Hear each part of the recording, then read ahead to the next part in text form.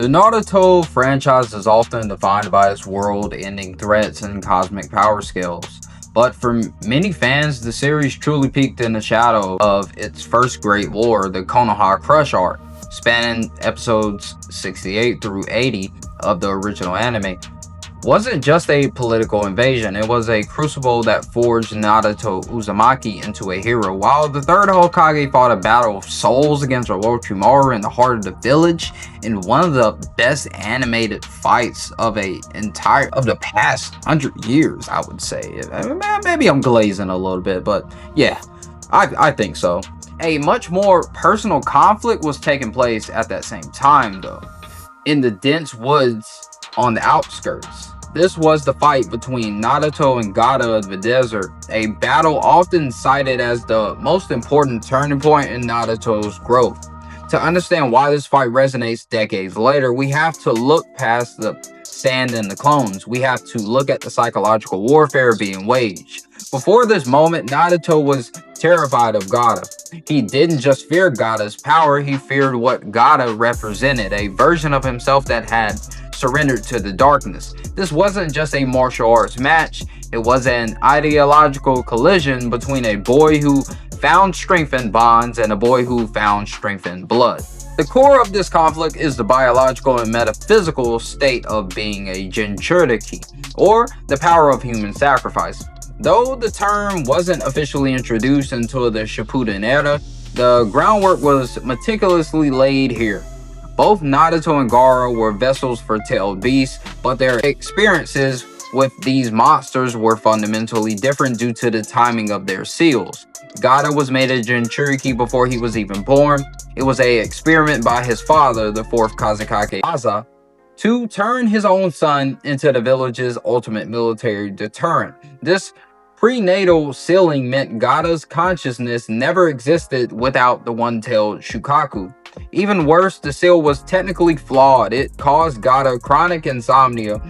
If he ever fell asleep, the Shukaku would consume his personality. This constant mental siege, combined with the fact that his own father tried to assassinate him multiple times, turned Gaara into a monster who only felt alive when he was killing others to validate his own existence. Deep, isn't it? Naruto, by contrast, was sealed on the day of his birth. While he suffered the same outcast behavior and loneliness by the village and people around him, he had the chance to form initial bonds with people like Iruka Umino. Naruto recognized himself in Gaara's eyes. He saw the same pain of being alone that he felt every day, but he saw it taken to its most extreme, homicidal conclusion. When Naruto looked at Gaara, he didn't see a villain. He saw the reflection of the proud failure he used to be, now staring back at him as an unstoppable force of nature.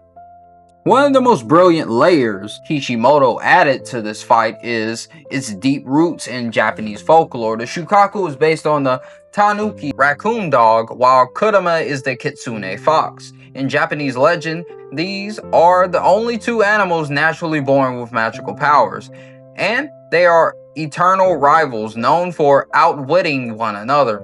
There is even a classic proverb, Kitsune Tanuki no Bakashi ai, which translates to the fox and the raccoon dog fooling each other, a perfect description of Naruto and Gaara's initial clash of trickery and transformation. When the battle escalates to kaiju proportions, we see Naruto summon the chief toad Gamabunta to fight the full manifestation of Shukaku. Naruto taps into the Nine Tails chakra to perform a combined transformation with Bunta. They take the form of a giant fox, not just because it's a cool visual, but because foxes are the natural enemies of Tanuki in folklore. The fox shape allowed Gamabunta to use claws to grip the sand-based beast, a tactical choice that demonstrates Naruto's burgeoning battle IQ. We also see Naruto utilize the feigning sleep technique. Tanuki Neiri no Jutsu, a move that allows him to fall into a deep trance so that Shukaku's personality can fully take over. This sets the stage for one of the most physically massive fights in early shonen history. shifting the stakes from a ninja skirmish to a disaster level event. We cannot talk about this battle without discussing the legendary animation. Episode 89 and episode 78 and 79 are widely considered the gold standard for early 2000s action production. These episodes were directed and storyboarded by Toshiyuki Suuru, often using the pen named Saoki Kurotsu and Atsu Wabakayashi. Wabakayashi was known for his all-or-nothing approach. He would spend 6 to 7 weeks storyboarding a single episode, far exceeding the industry average.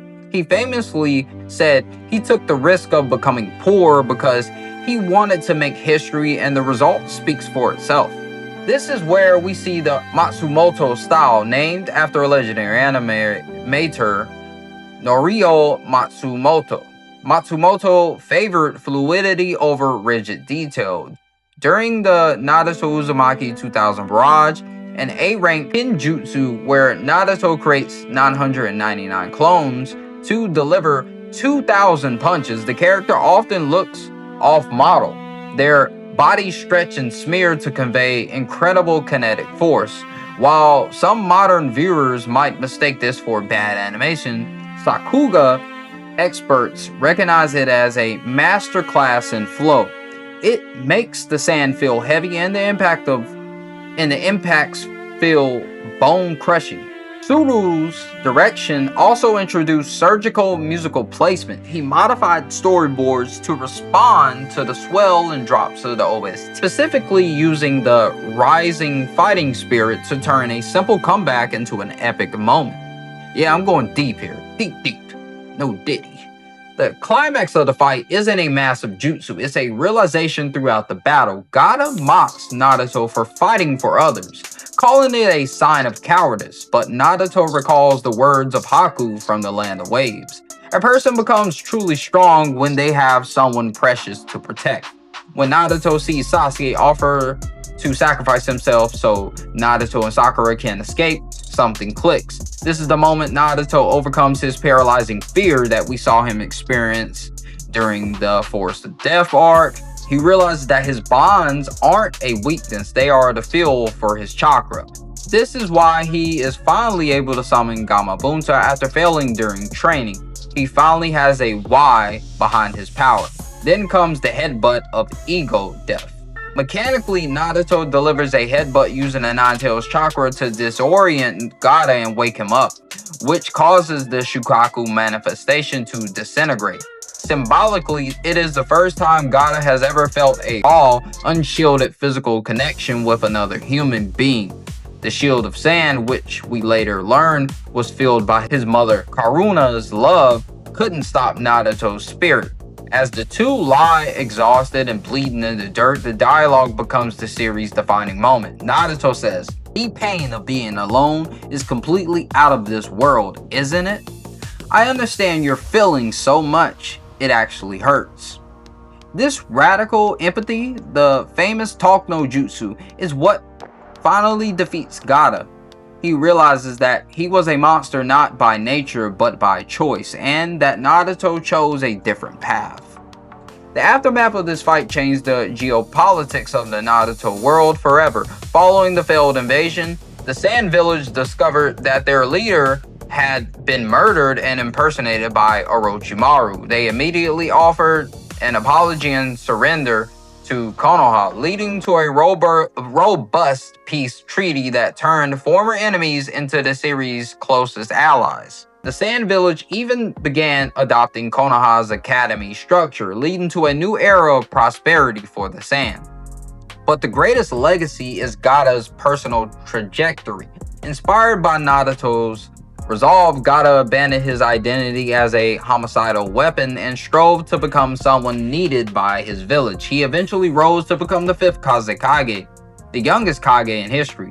His change was so profound that when he was later kidnapped by the Akatsuki, Naruto led the rescue mission as if he were saving a brother, and the Sand Elder Chiyo gave her own life to resurrect him, noting that the bond between these two boys gave her hope for the future generation. Naruto versus Gaara was never just about who was stronger. It was about whether trauma defines your destiny. It taught us that it's not the face that makes someone a monster. It's the choices they make with their lives. And in a world of ninjas and demons, it's the most powerful lesson of all. I appreciate y'all for coming through and checking out this video, and I love you guys. Y'all are the reason I can do this. Y'all are the reason I keep making these videos. Y'all are the best. Make sure you hit that subscribe button and like this video if I brought a little knowledge, or if you just like the recap on some of the best fights in shonen and some of the best shows in shonen. See me till we're out. Peace.